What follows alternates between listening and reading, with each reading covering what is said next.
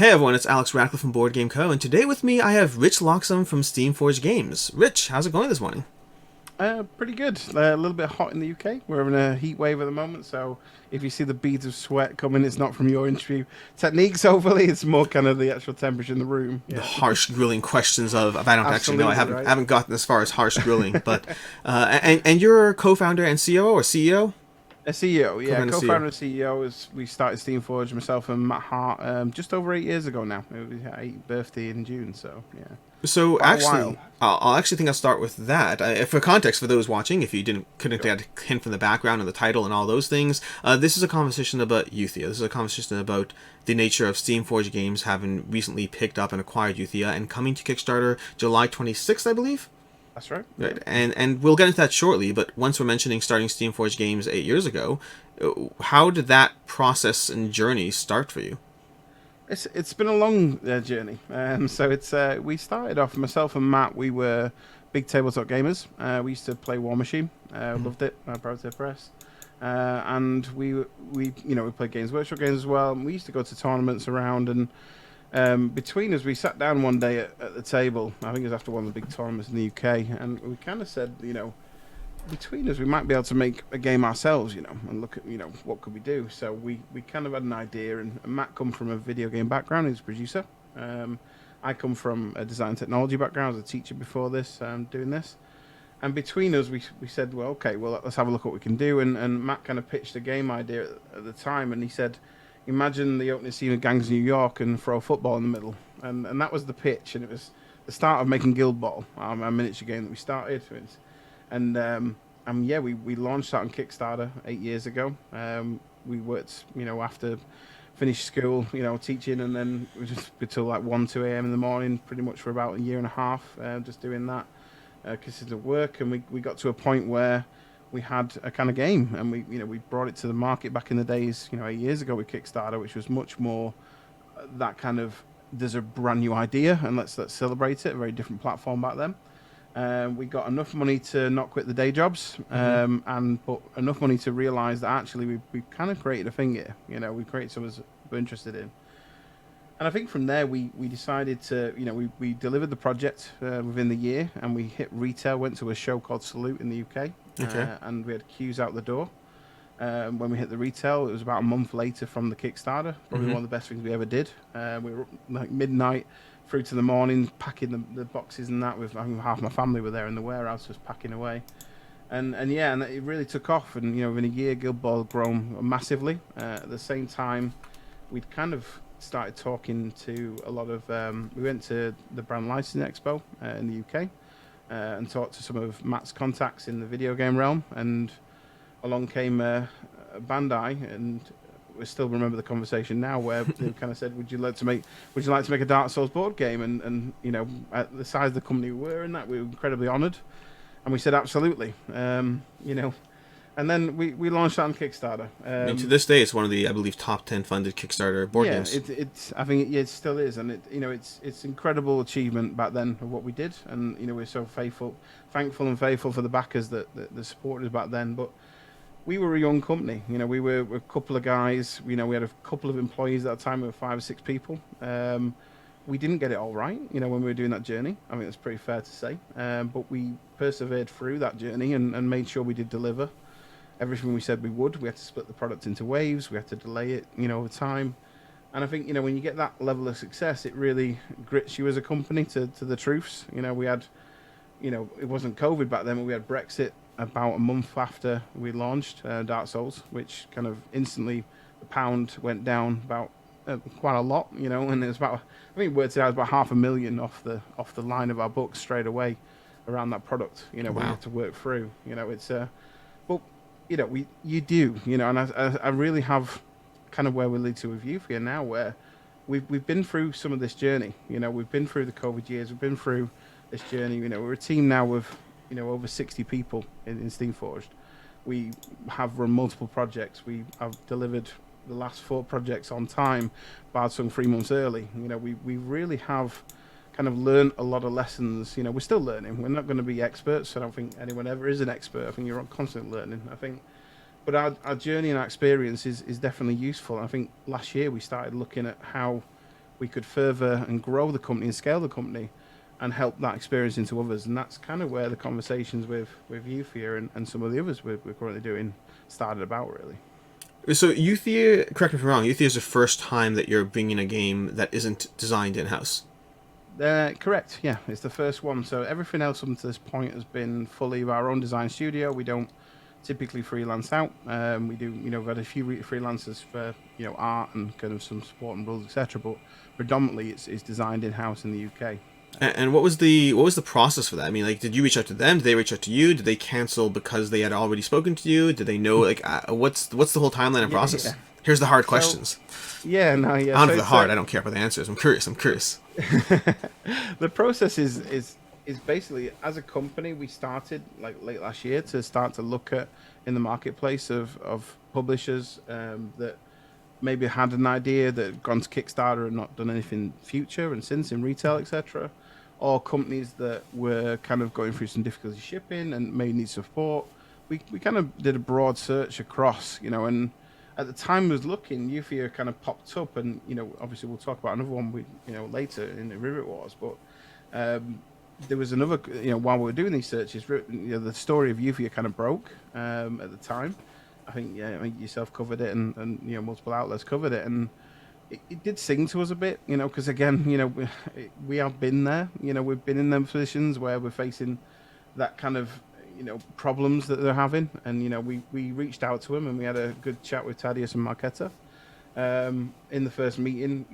They were incredibly open with us on that, what the issues were and how they need some support around that. So we flew them over to the UK and started the discussions around it. And because we'd gone through this process already with as far as the paperwork goes and what it could look like and the kind of business side of it, we had a process in place that would allow us to realize this idea. That was the kind of approach. We saw a great product ultimately. Euthia is a fantastic game. It's just awesome. It really sings to the roots where we like as a company. We love open world exploration. We love the video games and like Diablos and things like that. It really sings to that kind of culture we like. And again, I think the actual open world engine in Euthia is really cool. The way that the world expands out, the visual look of that world when it expands out. So it would be a shame to not have that in the wider community. And I think there's a lot of people that were sad when the news broke. So very many people. Yeah. So I think to be able to get to a point now where we are, where we've managed to work with Thaddeus and Marketa, not only have managed to obviously acquiring Euthia is a great part of for Steamforged and the growth there, but we've also allowed Dyer to form themselves as a development studio essentially for the next year or so, that they've got full support from us to be able to function in that and hopefully beyond. So that actually brings me nicely to the next question, which is, I know that the official partnership you have is Steamforged is handling all the business aspects, so to speak, and they're handling the development of the game. Is there any overlap in terms of the Steamforged going to have any of its team members be involved in development? Like, how strong is that wall, and how's this moving forward? No, we've kept that wall pretty clear. One thing we're mindful of is that when someone comes up with an idea, like it took the Dyer team the same length of time to make Euthia that did for us to make our entire journey at Steamforged. It was a long journey, and we don't want to mess with that. They've created something there that's amazing in its current form, and there's a clear fan base that love that, and we want to make sure we celebrate that. So we will be supporting them from specifically the production point of view. We'll support them that, and the finances that we can support them as for the creative side with will allow them to continue in that development role. And actually more so than before, they don't have to worry about the kind of how they're going to sell it, how they're going to package it, work with China and how it's going to look, etc. We can do all that for them, and make sure that all that burden's kind of pulled away and really focus on the design side, which is what they do. And is this partnership focused specifically around Euthia, or are you looking at an ongoing engagement with Dyer Games? That's a good question. No comment. No comment. Yeah. No, it's not no comment. I think Dyer have got great plans and got more products in the wings. They're looking at, and they've got some interesting games they've been quite public about. And obviously, we're very interested. The idea was to get Euthia back. Let's resurrect it. Excuse the pun, but that's what the focus was, to get that one on and see how the relationship works. And the relationship start's been fantastic. Like I say, Thaddeus and Marketa have been over twice now to the UK. we've been sat down playing. I think we played Extinction Earth and cracked that out and played some Euro games and that, and really went through in person the product and really understood it to make sure that we were all on the same page. And yeah, the relationship's been great to start this off, and hopefully that continues as we go forward. And yeah, I think that there's plenty more, I'm sure, that's going to come from the relationship. And I think it's another branch that Steamforged are looking at, is to, now we're at a certain scale where, if you'd have asked me 2 or 3 years ago, could we do this kind of thing? No, we will still find our own feet about how we make a game, how bring it to market and produce this. It's only now after the 8 years that, we've been through the problems, we've sorted some of those out, and, we've managed the issues we've had in the last couple of years that everyone in the industry's had, that we're able to kind of come out of this and be able to support others in this journey and like this. So it is definitely a new part of our business, but we're quite excited about what it brings as well. Yeah, I mean, you're currently at a point where, as a company, you've had several Kickstarters this past year. You've had what's it called, RuneScape Kingdoms. You had Resident Evil 1. You had, what was the one before that? One missing Monster one, Monster Hunter World. Yeah. You have several Kickstarters coming. That's not even counting all the RPG adjacent stuff. That's a whole different category as well. The various lines you have of miniatures and RPG supplements and all those things you have there. And then you have Euthia now, and I just saw as well that you acquired the licensing rights to Rivet Wars. Yeah, we've been speaking to Ted for kind of probably about 2 or 3 years now. Actually, we talked to Ted quite a while ago, and again, similar to what I was saying before, that it wasn't right for us a couple of years ago because we weren't, we were still finding our feet and how to deliver and how to grow. But we stayed in touch, and yeah, as part of the, as I said before, the acquisition piece we were working on, we talked to Ted about bringing Rivet Wars back, and I think as Rivet Wars, again, love the product. Internally, it sings to us a lot, especially with our miniature. Where we started with minis, it really sings to that. And I think it's going to be impressive. I can't say too much because I know the team on that will kill me if I spoil too much. But yes, I'll leave this focus on Euthia. But past that, for those who don't know, Rivet was an older Command title that I still have it all upstairs somewhere. Played it a lot with my kids. Very accessible skirmish game. Lots of lines that started to develop and grow, and then a product line that never really continued. It's something that I know there will be a lot of people out there that are happy to see some development or change, or I'll save the questions on what it looks like for a different conversation. But for those who are looking for it, that's what's going on as well. So going back to Euthia for a second, so you're obviously launching on Kickstarter, which makes sense. I mean, even though it did well in GameFound, I think at the end of the day, Steamforged, the brand there. I'm assuming it's launching under the Steamforged brand. It is. Yeah. It is. Yeah. And back on Kickstarter, and that's launching July 26th. And then, do you know if there's plans for Euthia to continue as a line, or? So we're gonna, obviously our first product, we've had to make this product. I guess it's worth talking about the production side now a little bit, which is, we had to make the decision to make it a Kickstarter exclusive entire game, which it's the first time we've done that. We've obviously had, I watched a recent video, on the Kickstarter exclusives, literally coming at half the press on this one.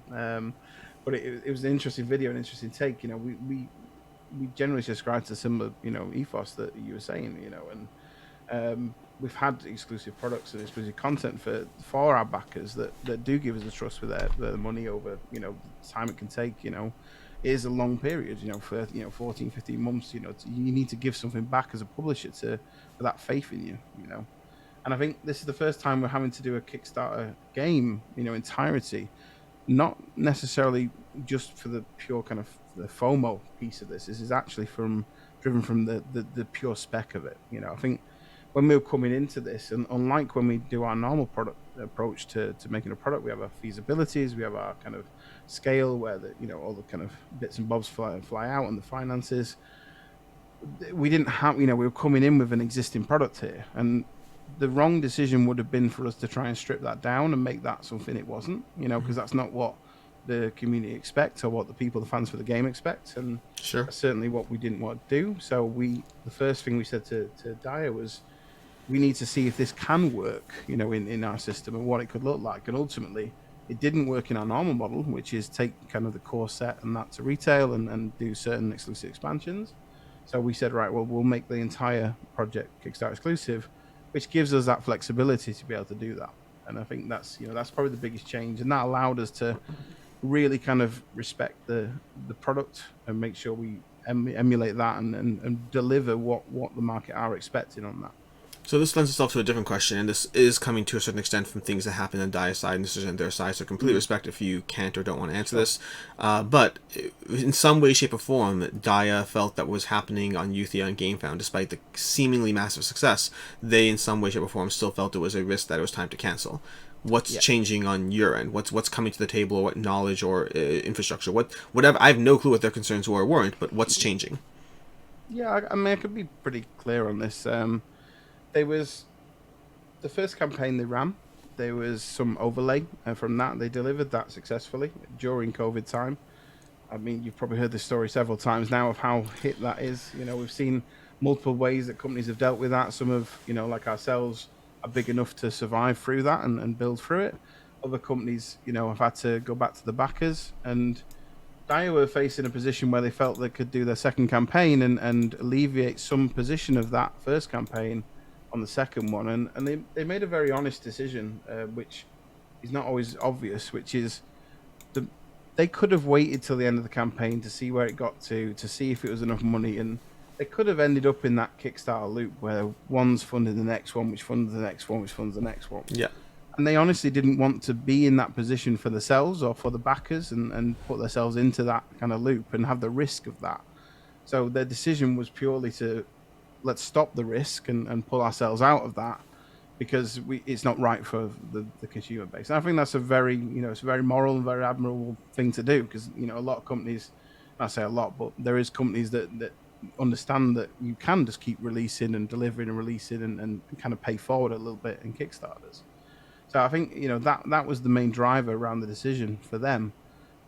The difference with us, obviously, is our ability, one, for scale that we can achieve with what our reach and our infrastructure. But two is obviously we have a much larger engine, so some of the issues that they had, we can definitely look after and cover that part. So it's a mix of those areas, really, that the issues driven from. I think that when you look at the original product, you know, coming back to the Kickstarter exclusive game part, Yeah. I think it, you know, if we were being brutally honest, this should be a very high retail expensive game if it was going to retail. And that causes a problem because it means that your margins are slimmer. And then when you do get fluctuation in the market, it changes, you know. And when you look at the current game where it just wasn't, it wouldn't have been viable. And this is why when you do have a hit like COVID, etc., on, you know, an increase in manufacturing costs and all the things, it just changes the positions, you know. So I think a mix of those areas is where the courts come from. And I think our scale allows us to circumvent and at least massage some of those areas. And Kickstarter exclusive, I assume, just means that it may show up again on Kickstarter, as opposed to, meaning it's not that this is a one-time release. It depends on what the reception is. Exactly that. Yeah, we tend to, I think we've never gone back to Kickstarter with like the same product again. We're not kind of a second print one. Interesting. I think for Steamforged, yeah. Like, yeah. The only exception would be Resident Evil is 1, but that's 2, a 3. line. It's not been but even then, line, unless you're offering the original one, actually, I don't think you've done. We typically never done that because we have usually, like we say, we have a retail chain, you know, from the back of our Kickstarters, and you know. Gotcha. Because I find usually with Kickstarter exclusive games, the model tends to allow more for its expansion time and base game pledge and all those things. Exactly. Yeah.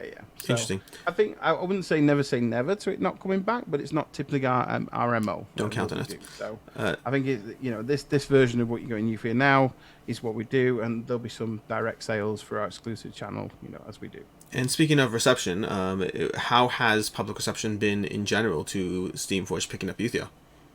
It's very good, actually. We've been, you know, humbled as always. You know, we not only our fans, but Euthia fans coming in. Like, it's been, I think we're over 7,000 on the Notify Me, which is a really good indicator of popularity, you know, on a product, you know. But just generally reading the comments and what people are saying, I think if there's been kind of an unsureness about Steamforged, maybe some of the past with Dark Souls experience, etc., at least there's a recognition that's been in the marketplace of actually how we've shifted and changed, you know. And I think for people like yourself, Alex, has helped that narrative around that, which is, you know, you saw where we were at the start and how we've grown in our products and our deliveries, and you give us that time and to explore that. And we massively appreciate that. Yeah, I was gonna say. I mean, I just was bringing it up, but it's because I know that for myself and for others, my first introduction to Steamforged was Dark Souls, and that led to a more critical idea of like, okay, great, IP crash gab, who cares, this, that, the other, and I'd have to find them, but I remember my first videos were more critical, and then as time goes on, I have been more and more appreciative of both the production, the timeline. I mean, Bardsong delivered on time with extras and everything. That's insane. Like, it delivered. Yeah, it's 3 months early from our stated date. Yeah, 3 months early with extras continuously given in the pledge manager. It's like it's there's so many different conversations around Steamforged has evolved, and I know there are people who still hold on to older perceptions, but I know there's many people, both content creators and people alike, who have seen that evolution. It doesn't mean I'll like every game you put out, but it means as a company, absolutely not. Yeah. As a company, you've clearly come a long way. And I think that the reason I asked the question is primarily because I have seen mostly positive feedback right now. Not to hate on other companies, but there's currently other companies right now that if they get an IP, people are like, well, I can't believe they got the IP. I don't want that now. And I didn't see that around Euthia. I saw mostly positive reception. I was curious what you've seen on your end. Exactly the same. Yeah. Again, we are humbled. We've worked very hard. I say the team has worked very hard to over the last few years to build that reputation back up, and we still have nothing's ever complete. We've got a long way to go, and there's a lot of people we still want to reach out to and work with, and convince that we are moving. We are happy to keep evolving and keep developing and still learn. We say a line internally, we want to be stewards of our industry, and we really do. We really want to be learning from our industry and growing with our industry, and understanding that we want to be pushing the bar for our industry. And sometimes we haven't met in the past, but we are working actively to set that bar, and in the industry. So sorry. I was going to say, so Euthia launches July. Okay, go ahead. You. So I was going to say, I think it's, we've been very pleased. And I think, the response from Dire's fans, they were incredibly sad to see this product go. And I think the news itself really brought in a whole new people going, oh, I really miss this product and it looks amazing, and I think their response to us picking it up has been very fair, which is like, Steamforged helping Dire achieve their dream. And it isn't a nice marketing line we just put on something. It genuinely is how the operation is working. We've engaged with Dire. We are acquiring the IP, but we have enabled them to become a development studio, and they're realizing exactly what they want to achieve from Euthia. And so, I was going to ask, Euthia is launching July 26th. Anything people should know about anything? Any early birds? Any changes? Any things that are worth paying attention to and knowing about? Yeah. So we did. I mean, there's always going to be little bits we do, right? Mm-hmm. So I think one of the main bits, we're coming back to production. We did a blog post recently about it, which was kind of covered the overall kind of changes. It's on our site. The original campaign had, I think, 7 or 8 different SKUs and multiple options of shipping, and it was incredibly, yourself, this world of shipping right now and getting products around is difficult. So we narrowed that down to kind of 3 core kind of sets, which is your core Euthia set, which included all the Kickstarter kind of content from the original. Basically, the Fierce Powers and Crawling Shadows expansions were combined into the new set with the miniatures. I think that's probably the biggest change, is that we had to make the campaign include the miniatures in the sets. Okay. We did look at the data, so we took all the data from the original Kickstarter and all the data from GameFound as well, and actually analyzed where the weighting of pledges was, and it was vastly in the favor of miniature pledges. As it always is. Yeah, it always is. But so we have kept the standees in. That's the one kind of thing. So if ultimately we can't sell them separately, we can't split SKUs off for production reasons.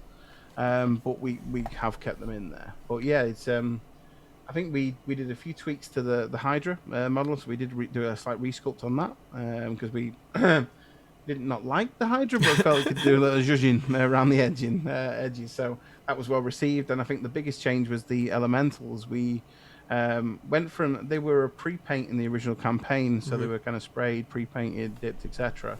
We're doing a kind of translucent PVC approach on them. So same models, but quite just a different approach. And we're adding that as an add-on. We've really kind of tried to look at it as if you're an existing backer or back to Euthia in the past, can I get the new content? How do I access that content? And we've managed to stagger that through. I can give you a little exclusive. There's been a little there's quite a lot of feedback around the Dwurt dice, which is one of the kind of key dice. It comes with stickers in the original game, and we are upgrading that to a heat transferred kind of dice, much easier. And there was a big call of like, oh, I'm an existing backer, can we buy that dice? Because it's, I'm not getting the core set again because we're upgrading it. So we're going to put it for free in the existing backers. Oh, that's sweet.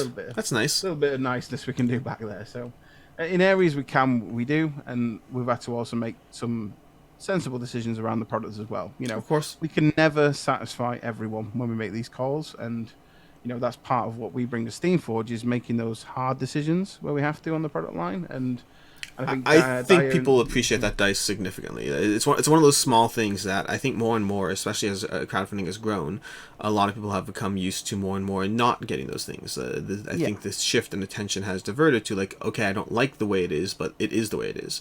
I think to a large extent that die will buy you a lot more goodwill than, I mean, maybe as much as you think. We'll see. Yeah.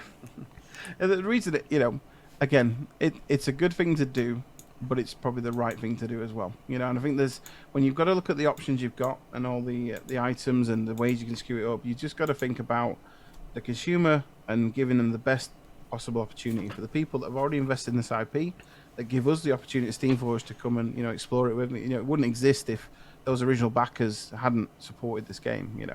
But I also think looking at we looked at the metrics and the data around Euthia. There's a massive audience that just weren't exposed. Like it had quite a lot of European backers seeing that, but the US side especially was really kind of low from our normal expectation on campaigns. And I think just a lot of people didn't see it, and I think it's one of those hidden gems that I think people were scared of losing, and becoming a Grail game. And thankfully, I think we've managed to stop that happening, and I think that's going to be a relief for a lot of people. I will kind of say though that. Again, I'll refer to one of your videos. You can tell I'm a massive fan, but thank you. I think it's not yourself and Jesse as well. When we talk about decisions around Kickstarters, please always choose. Don't just go for it because the FOMO's there.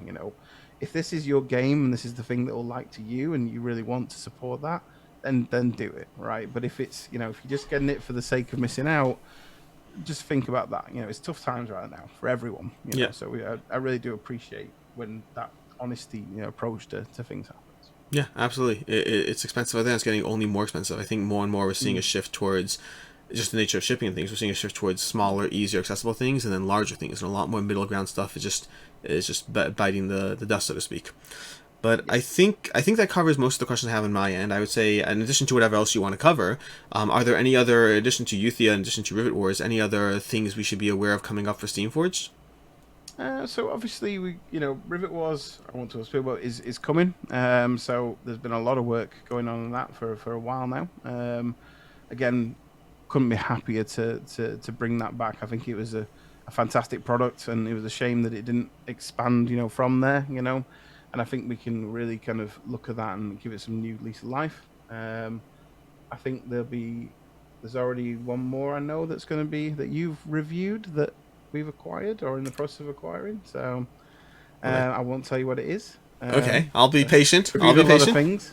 So, okay, let me just go scan through the 472 reviews I have. So yeah, there's another one coming. Again, we're incredibly excited. It's a smaller one that was featured, so it's a smaller project, but we saw a lot of potential in it, and we reached out and had a discussion, and that's currently underway. So. Interesting. I won't ask more questions, but is it area control? You can say no comment. I'm going to say no comment. No comment. Okay. No comment. Okay. But yeah, and I think towards the end of the year we've got a very big announcement which will be coming out I think shortly. So again, I always get accused when this is why they keep me in the back rooms of spoiling too much. But we've got an exciting lineup going into the end of the year and into next year. We work now. We've done very hard to work with a kind of 12 to 18 month timeline on our projects. We have multiple project teams that work on our IPs. And we've been privileged to be in that position from the fans that support us and the growth and the people that have stuck by us and the new customers that are coming through and also the people that weren't happy with us but actually have come back to the fold as well. So it's it's a mix and I think we're massively appreciated. Like I get to me and the team get to do and work in this insanely cool hobby, and it's every day it is just wicked, and that's just honestly from I couldn't think of myself doing anything else now. You know, it's so good. So I know the feeling. It's, I know the feeling. It's a big thank you from me. Yeah. Very cool. Well, thank you. I appreciate the time. I appreciate the time, Rich. It's been very fun to go through. Seeing one of the, I would say, two of the very interesting news pieces I saw this past, few months was Euthia's cancellation and Euthia's subsequent, again, apologies for the pun, resurrection. It was a big news coming and going both ways, and it's very cool to see what happens. I'm very excited to see the combination of people who are interested and invested, combined with the fact that inherently the whole process has allowed for a greater degree of news reach, plus bringing in Steamforged's own, backers and notifications and all those things. I'm very excited to see where this one goes. I know there were a lot of people who were very excited about it, a lot of people who are excited on expanding it and diving into it for the first time, and I'm happy that they have the opportunity. Although, of course, as you said, make sure you want it, because the all-in is not cheap. Yeah, absolutely. Yeah, very good. Yeah, and again, thank you for you again giving me the opportunity to talk to you. It's nice to to reach out and put the faces behind the companies, which we don't always see. So it's great having this platform. I know you've done it with others recently, and yeah. I welcome this kind of content from you. It's a lot of fun. I'm enjoying this more and more. Thank you, Rich. I appreciate it. To everyone else, I'll have links down below to the, I'll have link down below to the upcoming Euthia campaign. You can check that out and follow that. Past that, this is an absolute pleasure, and thank you so much for your time. Thank you.